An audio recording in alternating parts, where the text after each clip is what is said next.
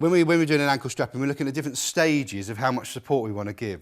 So the first stage of support, which we've done already, is the figure of 8. So we have to imagine that there's a figure of 8 on here. I've taken it off so that you can see me strap and do the stirrups.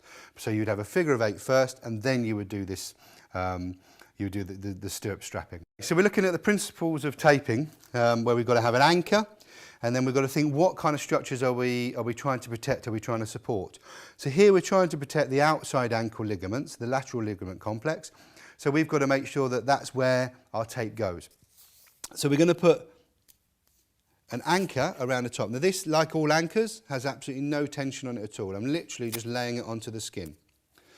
I'm then going to get a strip of tape that's the right length, which is going to go underneath the ankle. And then I'm going to place from the inside of the ankle on the anchor. I'm going to come down over the bony bit, underneath the heel, with no tension on it at all. This is where the tension comes in. I'm now going to push the foot upwards, and I'm going to lay it onto there like so. So the tension is on this side. Now I'm going to ask the patient to, if they can, try and keep your foot in that position for me. I'm then going to put one slightly ahead of that.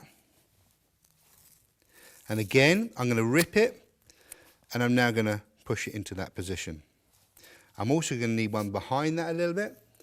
So I'm going to go to the back part of that bony part on the inside, up the back part of there, rip it, push it up a little bit, and do that.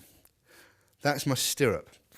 I'm now, before I lose any tension, going to put another anchor around the top. And that is now fixed in position. What movement that protects or supports is that movement there, which we call talar tilt. And what that is the ligaments here stop that. So it's not going to prevent any movement there. It's not going to prevent any movement there. It's going to prevent that movement where you're turning the foot in.